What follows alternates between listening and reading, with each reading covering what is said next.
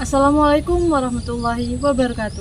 Halo teman-teman, saya Desi Rahayu dengan NIM 230803102028 dari Prodi D3 Administrasi Keuangan, Fakultas Ekonomi dan Bisnis. Di sini saya akan menjelaskan materi tentang pasar modal dan juga pasar uang. Selamat menyaksikan dan memahami materi yang akan saya presentasikan.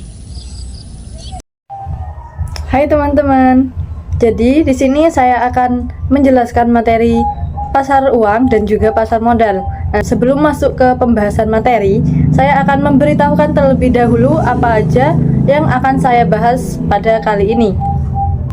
Yang pertama ada definisi dari pasar uang, ciri-ciri, fungsi, tujuan, pelaku, resiko investasi dan juga instrumen pasar uang. Dan untuk selanjutnya yaitu ada pasar modal. Di sini saya akan menjelaskan tentang definisi pasar modal, entitas yang terlibat, jenis-jenis dan instrumen pasar modal. Oke, kita lanjut ke pembahasan materi aja yuk.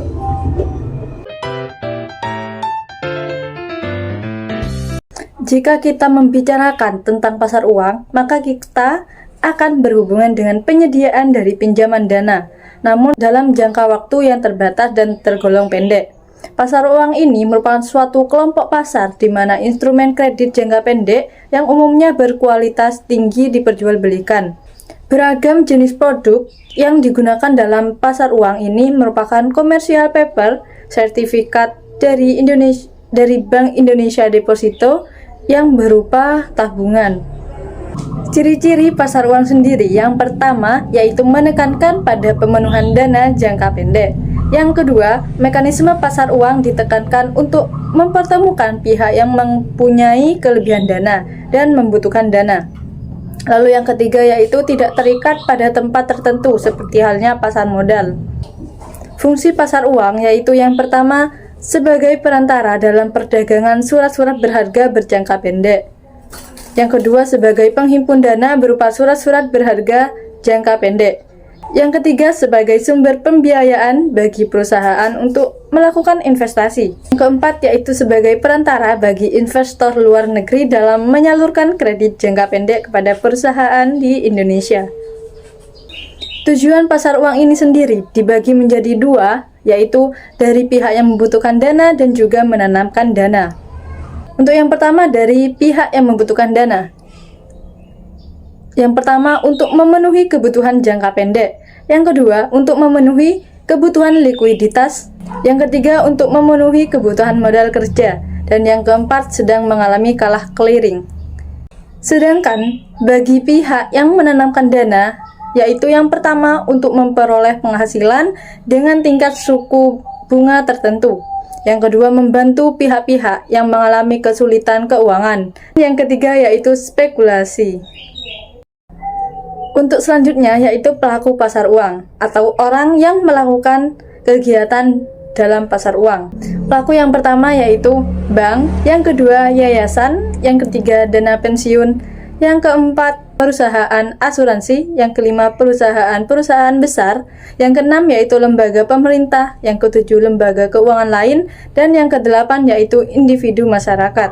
Nah, di sini ada jenis-jenis risiko investasi dalam pasar uang. Yang pertama yaitu risiko pasar atau interest rate risk, yang kedua yaitu risiko environment, yang ketiga yaitu risiko gagal bayar, yang keempat risiko inflasi, yang kelima yaitu risiko valuta, yang keenam risiko politik, dan yang ketujuh yaitu marketability atau recoverability risk.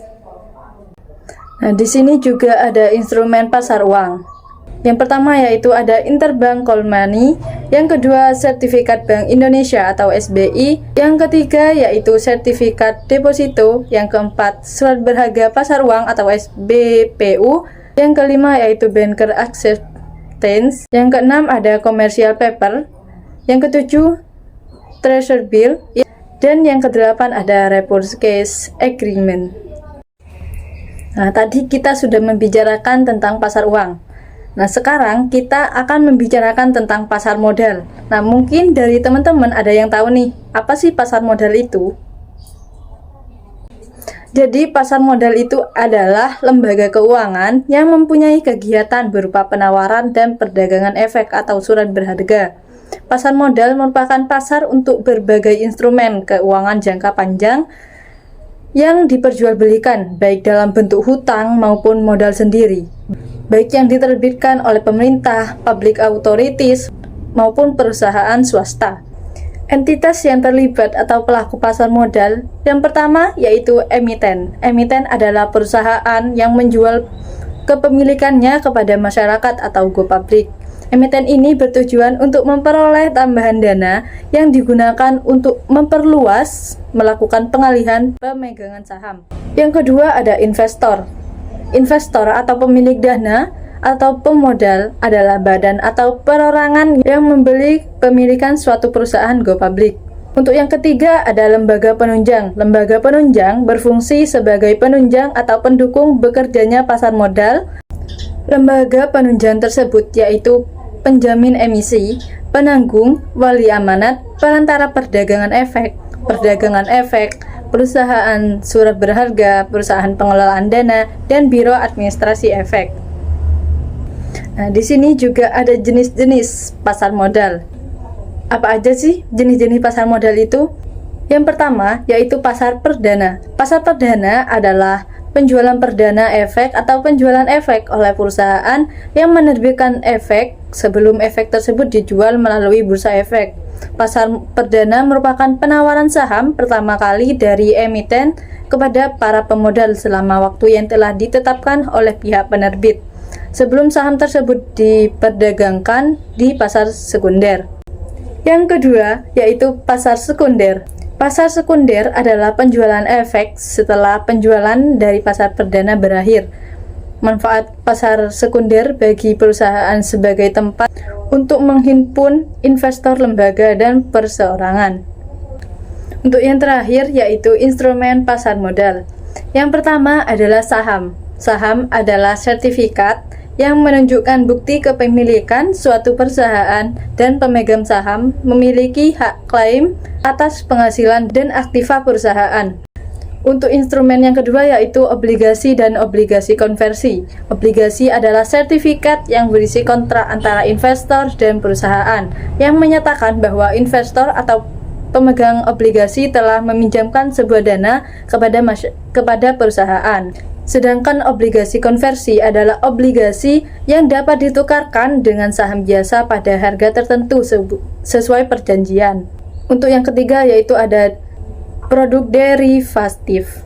Derivatif terdiri dari efek yang diturunkan dari instrumen efek lainnya yang disebut underlying.